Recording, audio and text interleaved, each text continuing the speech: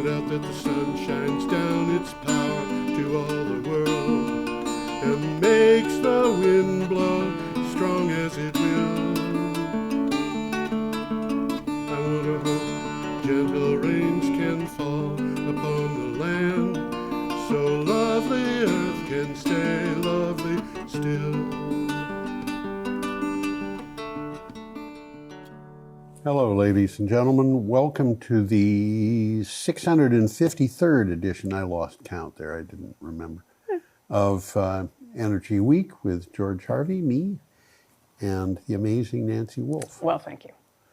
And what we're doing here is news aggregation for the period of December 4th to December 10th. That always seems weird to me because you start on an even number and you end on an even number, or you start on an odd number and end on an odd number, and it's 7 days. And my mind, which is pretty good with math, doesn't feel like that's intuitively the way things should go. Anyway, that's how it does go. And we're starting on Thursday, December 4th. This is news aggregation of energy and climate change. It comes from my blog, geoharvey.com, geoharvey.com. You can, for most viewers, unless you're actually on a television, old style thing, you're going to be able to scroll and find a site, which is a tiny URL site called Energy Week 653, and if you click on that, you get the specific articles that we're talking about with the pictures, with the synopses, with the link. If you go to the website, geoharvey.com, you can get them, but you'll have to look for the date and then look among usually 15 articles. And I'm going on and on and on when I should have said it in half as many words. Oh, we're great to go ahead then now. Okay, so we'll start with that picture. Yeah, so this is from Renews. Ørsted's Borkum Riftgrund 3 delivers first power. Ørsted's 913 megawatt Borkum Riftgrund 3, I'm saying 3, even though I think it's probably dry, but you know, there it is now feeding power into the grid. Borkum Riftgrund 3 is about 72 kilometers off the coast of off the coast in the German North Sea. It has 83 Siemens Gamesa turbines, each with an 11 megawatt capacity. It connects to the grid through the Dolvind Epsilon offshore converter platform. And now you know everything there is to know about it, as far as I'm concerned, because I don't know anything more than that. Well, one thing I do know about Epsilon is Epsilon is a kind of storage. Oh, okay. What makes it special? I don't know. It's just this is what my brain remembers words, George. Okay. And I remember from my old employer that we had an Epsilon server. Oh. So okay. I have this word in my memory bank of that it is, hard drive. Okay. Storage. Yeah, we'll go on, I think. Yeah. We have a picture here of an Indonesian flood, and it is representative of floods that just happened all over Southeast Asia. Yeah. So this is from Euronews. Monsoon season or climate disaster? What's driving Asia's flash floods as death toll hits 1,400? 1,400 is a lot of people to die because of a lot of rain. More than 1,400 people were killed after record-breaking rainfall and storm surges across parts of Asia. Experts have pointed toward global warming as a cause of the worsening impact of floods, along with human actions such as forest cutting.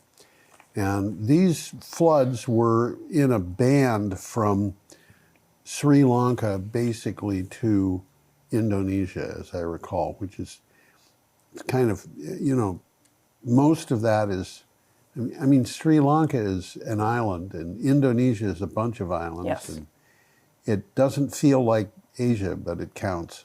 Oh, yeah, it's definitely Asia. And I have an answer to their question. Oh, The answer is climate disaster. you're sure about this? There's a chart that is the chart in this thing in this show. Oh, it'll be next show, I think. There will be a chart next show which shows the connection between rising temperatures and rising levels of carbon dioxide relative over time, and the time is like 800 years. And you could ask, how do you measure the temperature 800 years ago? And the answer to that is you get ice cores from Antarctica and see what it was like in Antarctica. And in fact, you can get the carbon dioxide levels through a very similar process. Although you shouldn't get the core, you shouldn't do it all from one set of cores. But there's no question. It's like up and down, exact measurements, yeah. And they just match each other perfectly almost. So, yeah, I think you're right. It's climate change, but forest cutting is a serious problem, particularly in some of these island countries. So, we'll go on. Yeah. Oh, we have a picture of a wreck, and it's quite possible that neither of those cars is electric. Certainly the one on the left is not, but the one on the right might be, might not be. But here we are from Clean Tech Today. Yeah. So the headline here is, car crashes are a public health crisis. Autonomous cars are the cure. Yes. Okay. I have a comment on that. A report by Waymo has data on nearly 100 million driverless miles in 4 U.S. cities. Compared to the experience of human drivers on the same roads, Waymo self-driving cars were involved in 80% fewer crashes causing injury and 91% fewer with serious injury or fatality. Now, what I'm going to tell you is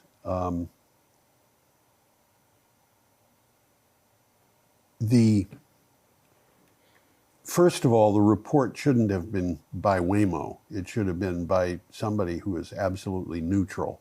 Yeah, maybe third party, potentially. Maybe, yes. Yeah.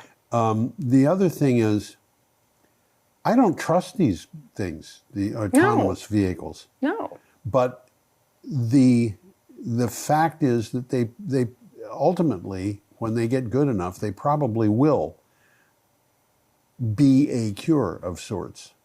Of sorts. Of sorts. They will, if we went to 100% to autonomous vehicles, which would only happen after they've been sufficiently developed. See, it's still a no for me. It's still a no for me. I have had this, look, I kind of am one of those, you know. You're a Luddite? Well, no, I wouldn't say that, though I might be. But when it comes to this kind of thing, like, it has come up years ago. And years ago, I had the same perspective that I still have. Yeah. Which is, no, not yet. No, I'm not getting into any car. That unless has no driver. That has no driver. No, I'm not doing that. And they can have their own report saying that their own cars are doing well, but that's not a study. That's not, that's I don't like it. Yeah, it's not helpful. It's not. For, it's from the point of view of statistics, it is not sound. Exactly. I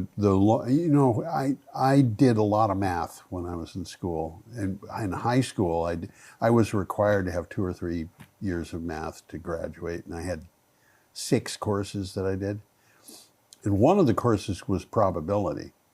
And to do probability properly, you have to do a certain amount of statistical analysis and stuff like this. And so I was aware of what kinds of things pass muster and what kinds don't. Yep. And self-studies No. are they're wonderfully useful as long as you confine them to the boardroom. Yes, exactly. You know, but when you start talking about them in public, really you should be saying, we want a study done, let's hire somebody and let him be absolutely neutral about the way. Otherwise it's a press release. Otherwise it's a press release, which in fact this was. Yeah, okay. Now I want to go on, and we have this lovely picture of a little girl whose name is Reba. Okay. And she's just as cute as a button as far as I'm concerned. She is. This is from Clean Technica. Yeah. So it's, the headline here is Sierra Club Statement on Arctic Refuge CRA Vote. A Senate resolution disapproved a 2024 record of decision for the Arctic Refuge oil and gas leasing program. It threatens millions of acres of national public lands in the Arctic, critical habitat for caribou, migratory birds, polar bears, and other species, including Arctic fox. It went to the president to be signed. And of course, I don't recall having seen anything saying that he signed it, but if he didn't, he will. He probably, yeah, this is his kind of thing to sign. And Reba is probably a little girl who has better sense. Yeah, probably. Yeah. I just think that's a wonderful picture. Yes. And she, by the way, the person who photographed her in the mountainous region of Iceland said that she was a friend who had come by and, you know, beg for food, which is what she's doing here. And she apparently was not exactly wild. I got the impression that he would let her in his home, but she was living outside most of the time, and she just looks delightful, although yes. I doubt that she smelled good. Right. Foxes tend not to do that. Okay, let's go on. Yeah. We have a picture here. I'm going to comment on the picture, unless you want to. No, you go ahead. Okay, that picture is a picture of a monopile installation. That structure that is in the middle of those circles of bubbles, by the way, is gigantic. Yeah. It can pick up one of these monopiles, and according to the article, they can weigh way over 2,000 tons. But I want to comment on the circles of bubbles, because what they do is this monopile, I believe, is being driven into the floor of the ocean, and the process that they do driving it is noisy, and marine animals in that area are just assailed by the noise. So what they've done is they've installed equipment that does put up walls of bubbles, which cut the noise down. That's what those, you know, I don't know how much they cost, but they do it. They cut the noise down in that manner. Well, I'm going to read the headline now. Yes, which is this from Renews. Yeah. And Van Noord hits monopile milestone at Windacre. Van Noord has completed the transport and installation of all 21 monopiles at Iberdrola's 315 megawatt Windacre offshore wind farm in the German Baltic Sea. The Baltic Sea, by the way, is the sea that goes between Denmark and Germany and Belgium, Netherlands, and France, and Norway. Norway. I was going to say Norway. Yeah, I know they're trying to put a nuclear repository underneath the Baltic Sea. Good for them. Did they take out insurance policies on I don't think so. Yeah. I was going to say on their own great-grandchildren, looking to get, paid off. Mm-hmm. They had the same thing in the Irish Sea. There's, I don't know how many pounds of plutonium were just dumped into the Irish Sea in the 1950s and the 1960s. That was from Sellafield. Right. Really, really bad. The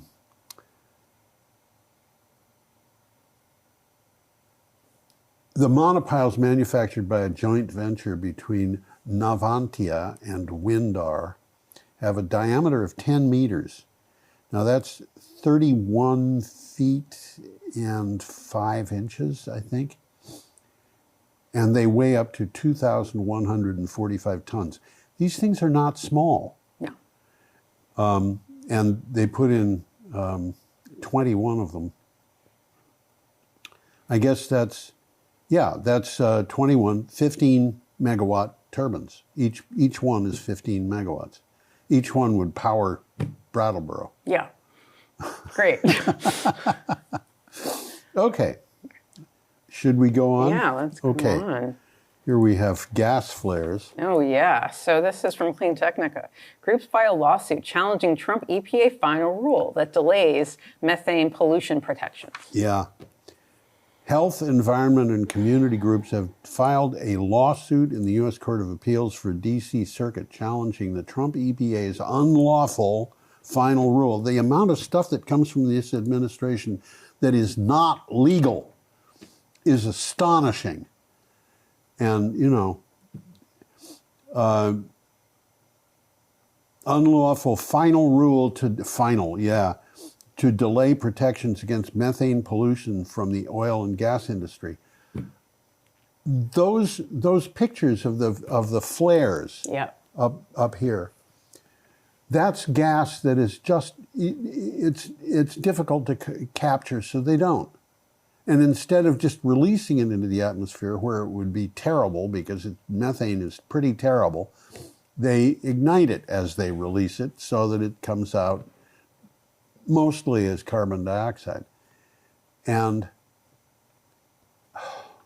burning stuff never hurt us before. I disagree. Okay. I read an interesting article about this was about a young woman, not much over 30, who had died, that's her age when she died, in Western China, in a desert area. She had auburn hair, and she was wearing a wool, like a kilt, but it was woven with a pattern like almost like a plaid. She died 3,000 years ago, and they said they couldn't tell how she died, but the thing is, the air there mummified her, so they could do an autopsy on a person who had died 3,000 years ago. Her lungs were black. And the reason was probably because she was cooking and heating with an unvented fire in a hut or something. One of the comments that they made was that she had lice on her that had died on her instead of getting off and trying to go find somebody else. And that tells me that she and the lice died together. And I would bet that she died of carbon monoxide poisoning. Mm-hmm. That's burning. That kills you. That's not good. Yeah. We didn't have this particular problem with people dying from burning things, but we had lots of problems. Yeah. Yeah. So that's not much of a disagreement, but yeah. Okay, I'm going to go on. We're up to Saturday, December 6th, and we have a picture of super valuable real estate. Oh, yeah. So here we've got an article from Euronews, how climate change became the property market's biggest nightmare. Yeah.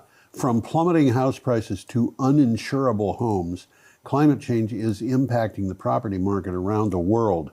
Risks fueled by climate change have now become a, quote, crucial factor in home buying decisions, end quote, for more than 80% of potential buyers.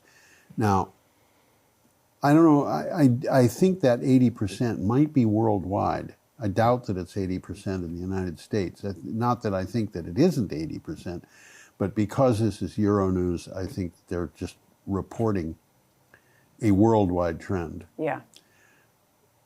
This is crazy. Climate change? Oh, climate change isn't real. At least the President of the United States says it's a hoax.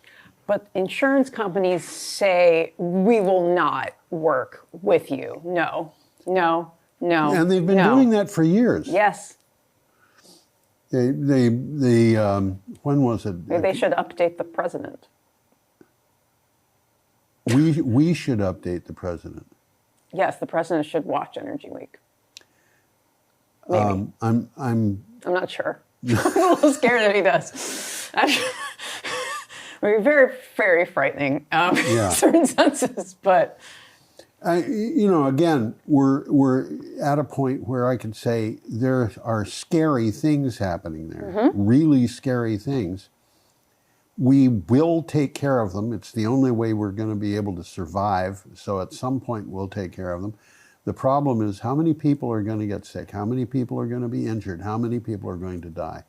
And I'm looking at this and saying, well, in a worst case scenario, we could have 90% of the population of the world die. That's not something I want to see. But I don't think we're going to get there. I think, with any kind of luck. It is luck. It would be luck. Divine intervention, whatever. Yeah. We're going to be able to deal with this. There's a huge amount of science that we don't know, and we're going to be finding a lot of it in the next 60 or 80 years. So we'll see what happens. I have a great deal of hope that we're going to find, well, we did. Well, I'm going to squash your hope for just a moment, George. Go ahead.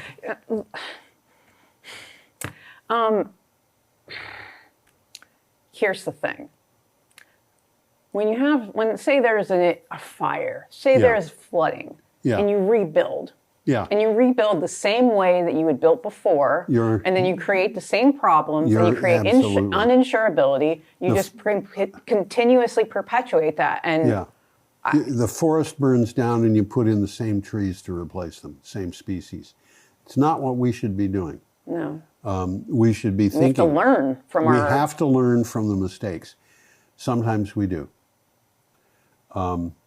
Things could be a worst case scenario. There have been a lot of things that have happened in the last few years that we have seen the worst case scenario come up. But that's not what it's going to be forever. And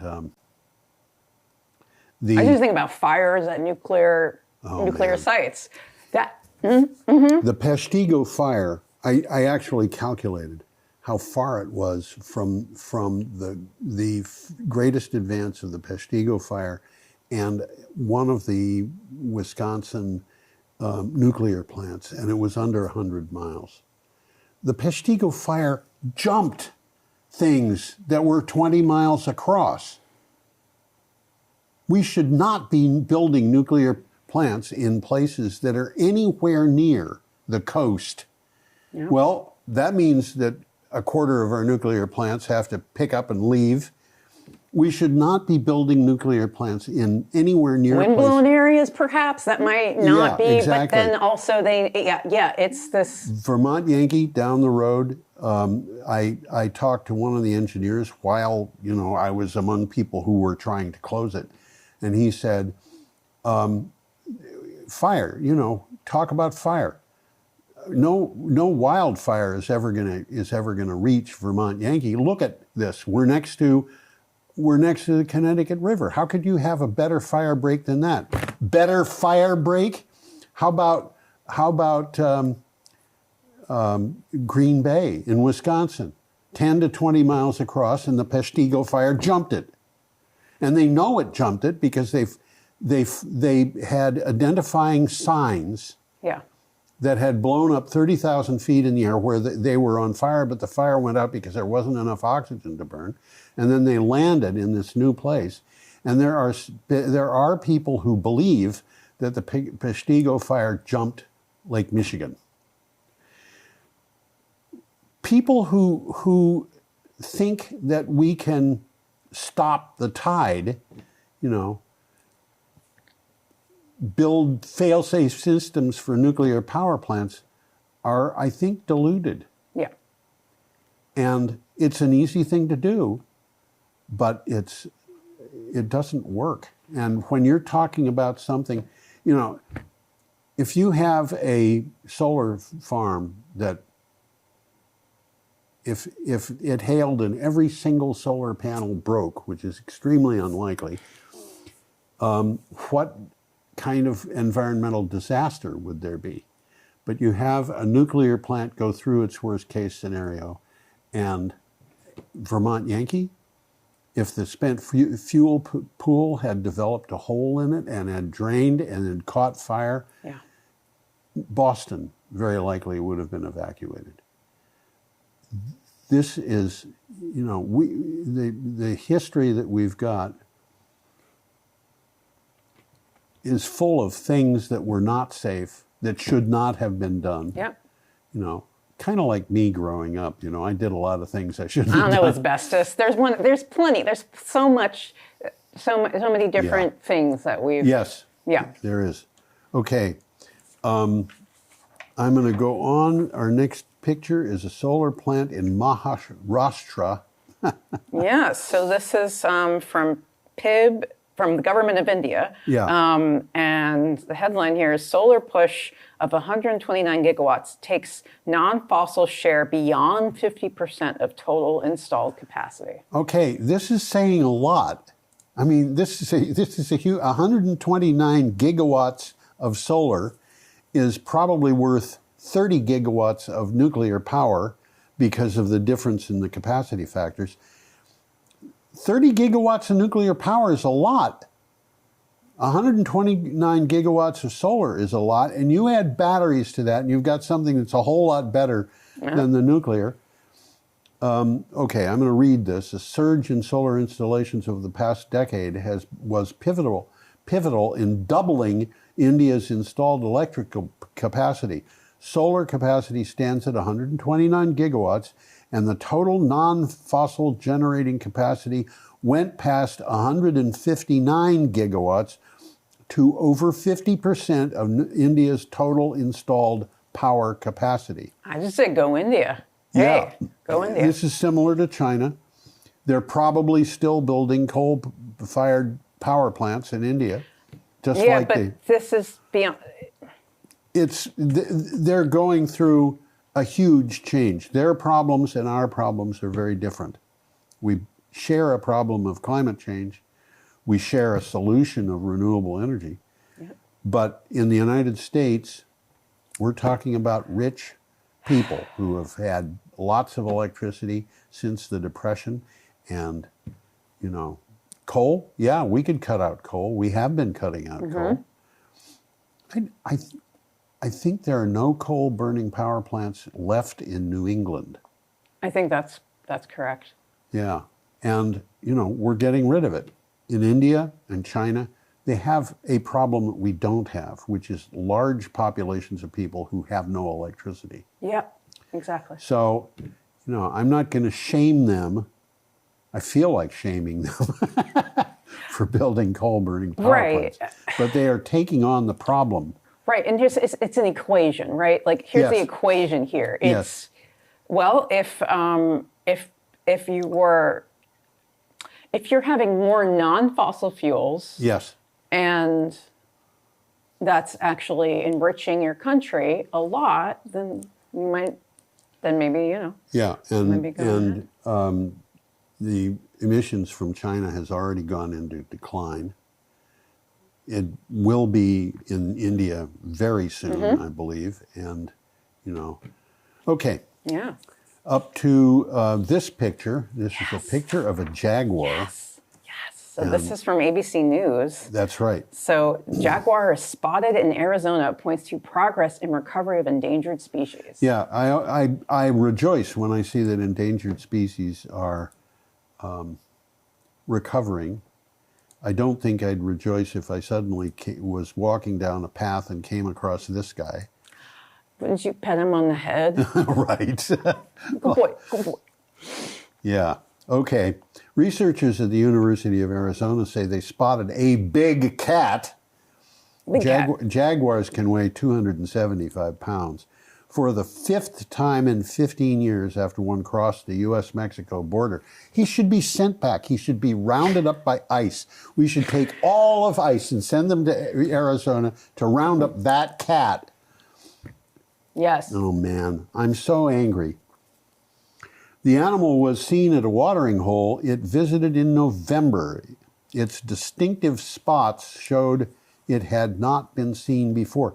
Jaguars, if you look at these spots, they're hollow.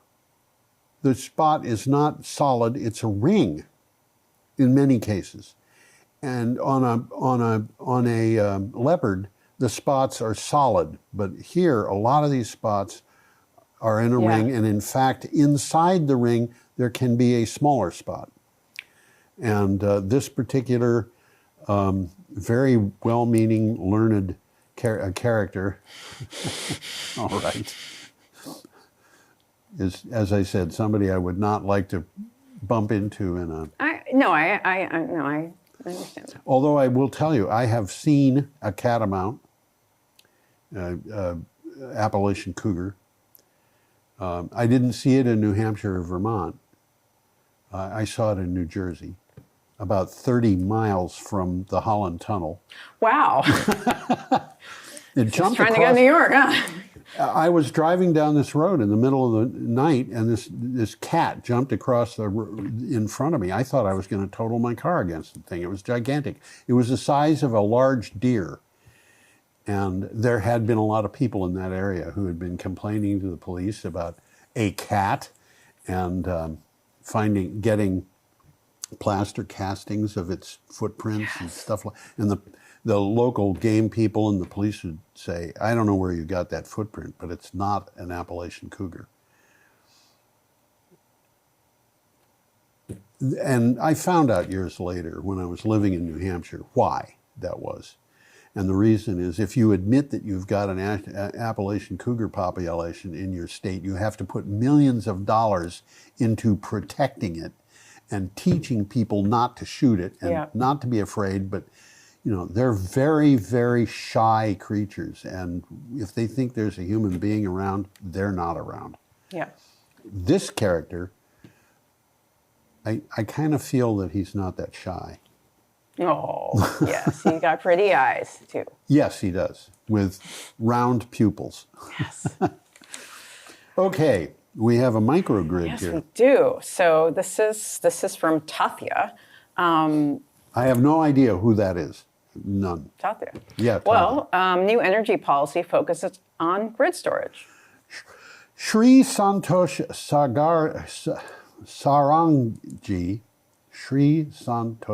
Sarangi, Union Secretary, Ministry of New and Renewable Energy, affirmed that India has successfully achieved its COP26 commitments to secure 50% of its installed electric power. We've talked about this already. We just talked about it. Electric power capacity from non-fossil fuel sources 5 years ahead of schedule. 5. If they had been trying to do this from nuclear, it would have been 15 behind schedule. Now it needs to focus on storage. This is cool. This is one of the reasons why I'm kind of optimistic. Yeah. I wouldn't say I'm 100% optimistic. I'm kind of poptimistic. You're like, I'm in the middle here. I'm straight in the middle. More optimistic. Yeah. Okay. Okay. We have a picture, and this is from oilprice.com, Yeah. and we have a picture that was taken on a slight angle, and I hate that when it happens, but... You know, yeah. So this headline is How Mexico Revived Its Renewable Energy Sector. Yeah, after years of energy policy that focused on greater nationalization, the door is once again open in Mexico for private participation. This is expected to include the development of a number of green energy projects and to attract investment from various firms worldwide. And this, I think, happened with the election of, what was her name? Feinbaum? Fine? Right. Because AMLO's gone. Yeah. Oh, he's gone. Well, she knew a lot about renewable energy when she was elected president. This is another really impressive woman. Yeah, I did write a note on this one, and my note here is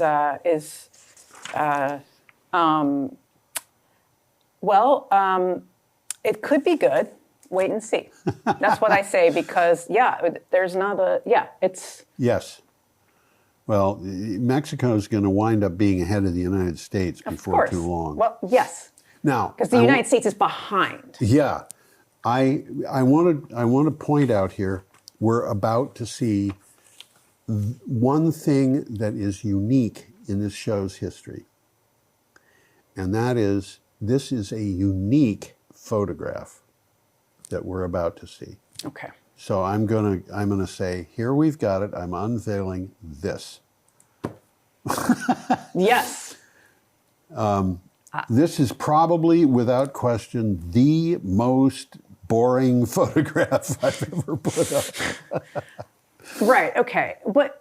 So this is from Clean Technica. Yes. And this is really cool. It is really cool, but you have to be kind of a nerd to appreciate it. Sure. The picture is log. It's like a picture of a log. Yes. But so this is a new bio-inspired super brick suck up carbon. A research team at Worcester Polytechnic Institute calculates that their new alternative building material sequesters 6.1 kilograms of carbon per cubic meter. A cubic meter is big. This is 3 1/3 feet by 3 1/3 feet by 3 1/3 feet. And when you're talking about cement, that's a lot. But it sequesters 6.1 kilograms of carbon per cubic meter during the production process. By contrast, making conventional concrete emits approximately 330 kilograms of carbon during production. 330 kilograms is going to be almost 700 pounds. So, super bricks. Yay. This is super bricks. I've been watching as this has been developing for years, and they have different ways of doing it. You put sand in a box and pour liquid in that's got bacteria that take nutritional stuff and settle down calcium carbonate that glues the sand together, and it's something that happens in the oceans. In this case, they're taking basically this material, and they are putting the material is a polymer, and they're putting it together with material that grows on it, and this is getting to be this is not what they were doing in the Middle Ages. Let me put it that way. Okay, we have to go on because we're way behind. Hydrophobic polymer as a scaffold is what my note on that says. Here we have, we're up to Monday, December 8th. Yeah, so this is from Renews. I think, am I on the right? Yes, this is from Renews. European Energy wins solar CFDs in Italy. CFD is contract for difference, and it's just a contract. European Energy has secured contract for difference of 5 solar projects totaling 513 megawatts in Sicily, Apulia, and Molise. The projects range from 20 megawatts to 225 megawatts. These are all big projects, and form a major PV pipeline under the FAIRX auction scheme. The awards provide predictable price structures during operations. This is remarkable, except it isn't. This is happening all over. It's happening in Germany. It's happening in Portugal and Spain, and you name it. The important line here for me is the awards provide predictable price structures. This is really good. Really, I mean, there's nothing predictable about coal. There's nothing predictable except that you're going to have to remove it soon. Yeah. There's nothing predictable about oil, except that you're going to have to remove it soon after the coal. There's nothing predictable about nuclear. No, there isn't. Well, there are a few things. It What, will if produce, there's a criticality, it will be bad?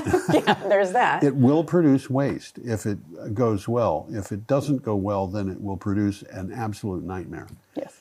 And the truth is, we don't know what to do with the waste. There are waste facilities that are opening up, and we have zero, as a species, we have zero experience keeping waste in these facilities. And the fact is, those facilities are going to have to exist over a period. Now, if we stopped nuclear, we'd have to do something about the waste continuously for a period of time longer than our human history. Yes, much longer. Much longer. So you can think about, the stuff that's described in the Gilgamesh epic, or whatever, 6,000 years ago. That's about as far as we can go back. We're going to have to go much farther into the future. Okay. We have a picture of offshore wind Yes, turbines. we do. This is from Renews. UK marks 25 years of offshore wind. On December 8th, 2025, the UK marked 25 years since the Blythe offshore wind farm in Northumberland began generating clean power. It only generated no power, actually, before that. Launching an industry which has become one of the world's biggest sources of renewable electricity. Offshore wind produced a record 17% of total UK power last year. Happy birthday. Yes. Okay, on we go. On we go. And this is, I don't like these pictures where you have wind turbines that look like they're just kind of on top of each other. But they aren't on top of each other. The ones that are farther away are enough farther away that there's no way those blades would clash. So this is from Renew Economy. Yes. How more wind and batteries push electricity prices down, even while gas prices stay high. Yeah. Electricity price increases are less than those for other goods and services and do not even rate in the top 10, according to the Australian Bureau of Statistics Consumer Price Index data for 2022 today. And power rates have increased with the price of gas. They have a peculiar way of charging for power in Australia, as I recall. I might be wrong, it might be someplace else, but I think it's Australia, where they charge a price for power that is based on the costliest source that they have, which is a really good reason not to put in nuclear power plants. Because all of a sudden, they'd have to address that and completely change it before they put in a nuclear power plant. But anyway, they have a problem with price increases for power, but it's not because of renewable power. Nope. We're up to Tuesday, December 9th, and we have this picture. Yes, we do. So this is from the Cool Down. Yes. Nation warns ongoing concern with Atlantic Ocean could be a direct threat to national security. Time is running out. Right. And this actually is kind of a reprint of an older article. So I want you to know that this has kind of been barely touched on in conventional news sources. Yeah. Iceland has sounded the alarm regarding the potential collapse of the Atlantic meridional overturning circulation, declaring it a national security risk that requires immediate attention. Quote, "We cannot afford to wait," end quote. So that's what they're saying. This is the nation of Iceland.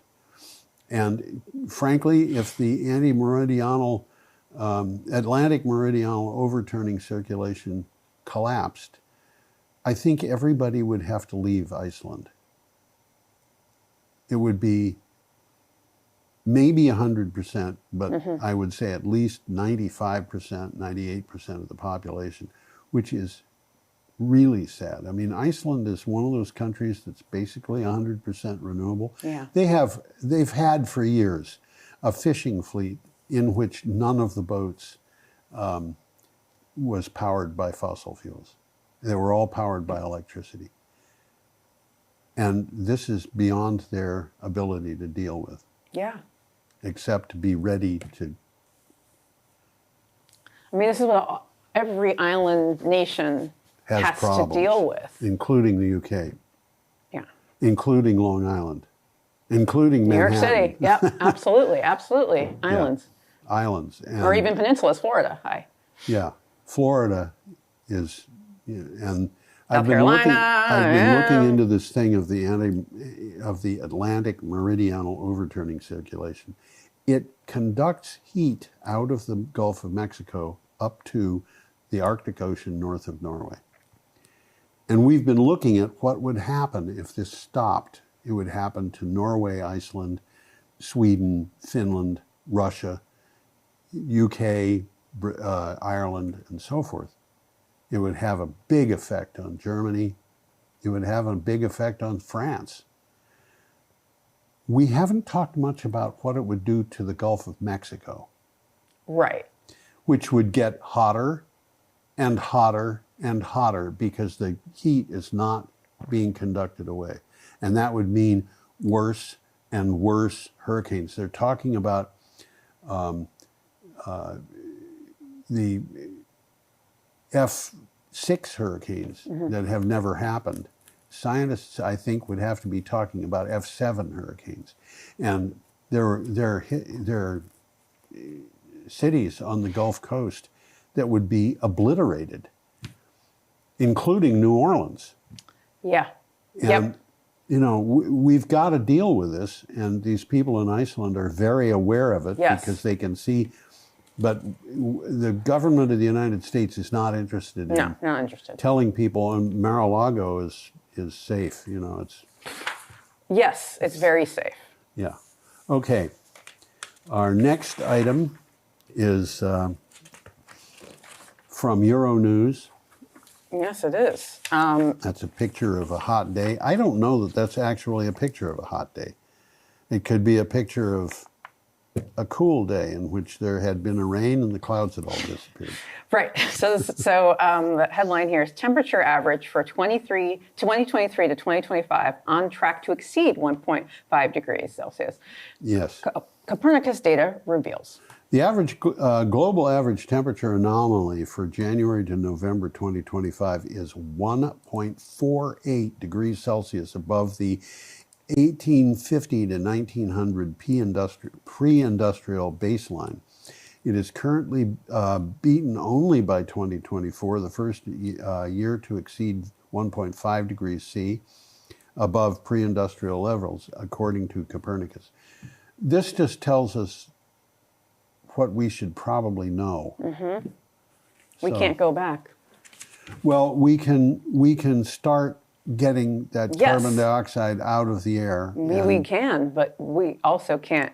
I mean, why I say that is, you know, we're talking about above a pre-industrial baseline. So we can't go back to...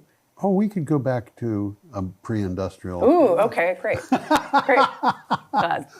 Thanks. I think everybody should start growing their own vegetables. Yeah, probably so. And raising chickens or quail for eggs, and you know, I saw a great video about lion's mane mushrooms. Yeah.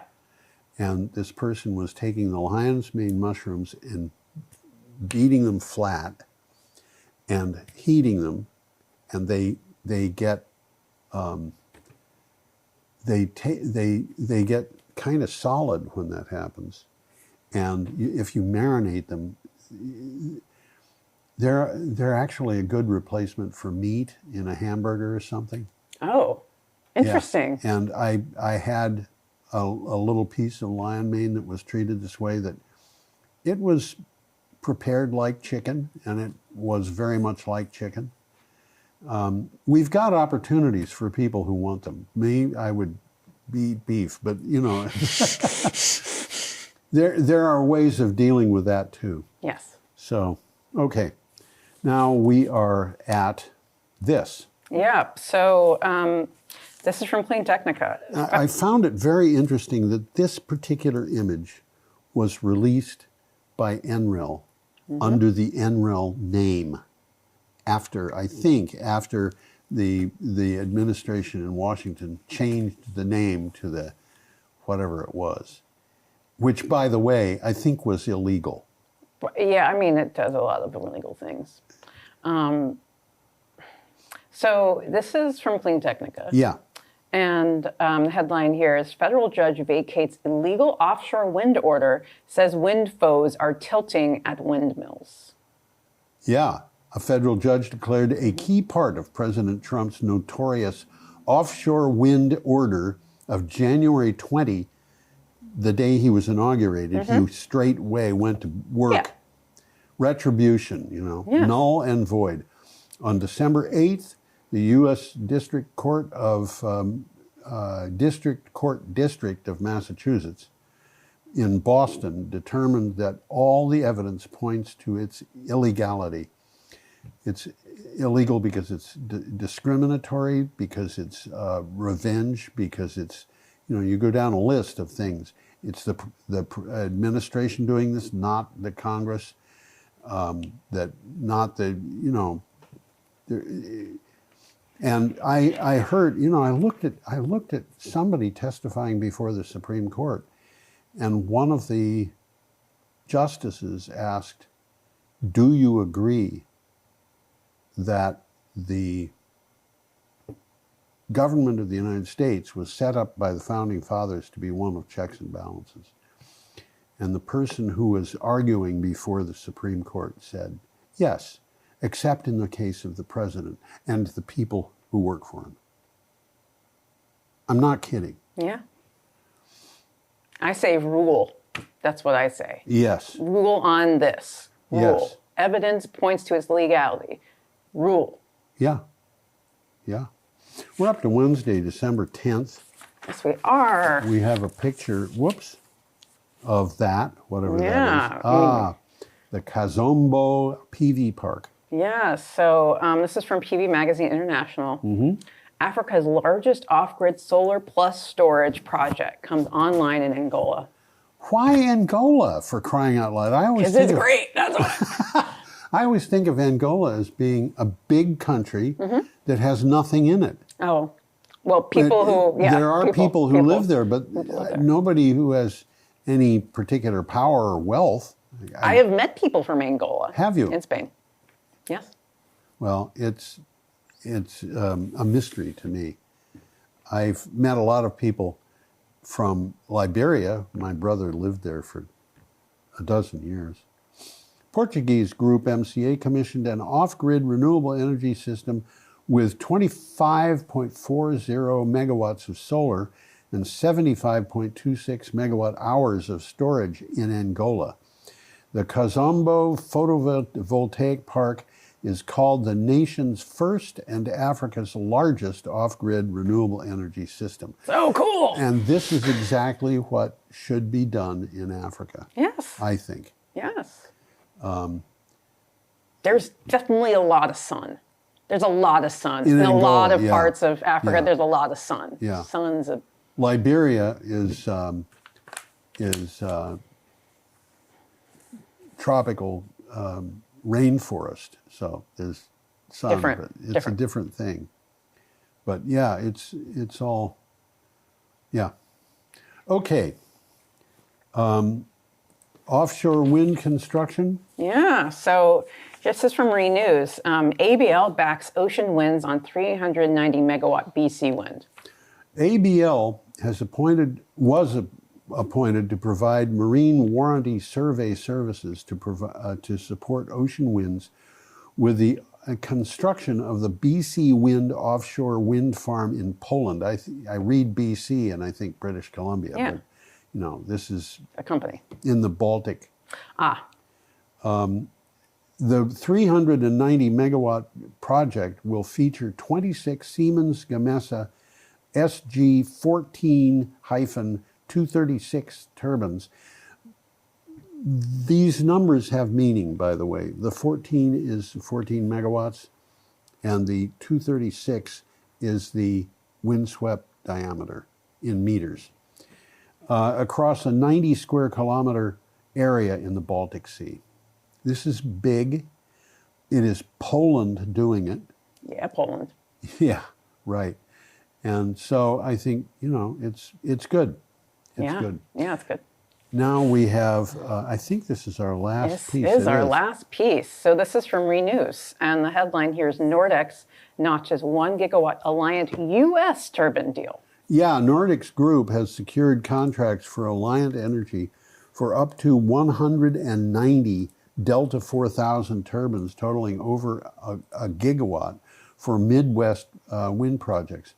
The agreements will take effect following regulatory approvals and cover N133 and N163 machines. These are 133 meters and 163 meters. Scheduled for installation in 2028 and 2029, according to Nordex. Now, of course, 2028 is just about the time that we don't have to worry about the Trump administration anymore. Theoretically, yeah. Theoretically. I mean, we don't know, we can't see the future, but... He's not good at leaving office, George. Did you know that I was a life member of the National Rifle Association? Yes, because you've told me. Yes. That's why, I know. And I resigned the day they endorsed Donald Trump in 2016. I mean, that day, because I looked at him and I said, this man is a con artist. He's not going to have any respect for the Constitution. He doesn't even know what it is. Yep. And, I've seen early in his first term, there was a girl working in the co-op who was Puerto Rican, and I'd talk with her from time to time, and she told me that in her view, her view was exactly the same as mine, that Donald Trump did not know that Puerto Rico was part of the United States. Correct. Until Hurricane Maria hit it.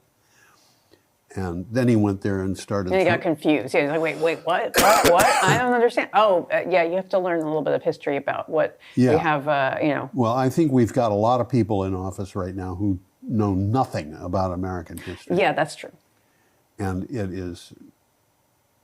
If we allow it to continue without challenge, it's going to be... It's going to be the end. It's a disaster, yeah. Yeah, it's going to be a disaster. It's already, I think, a problem. Oh, yeah. Okay. Okay. So we have to wish everybody have a wonderfully reasonable week. Oh, yes. That's great. Great. Okay. Okay. Okay. Whoops. Yeah, bye. Bye-bye.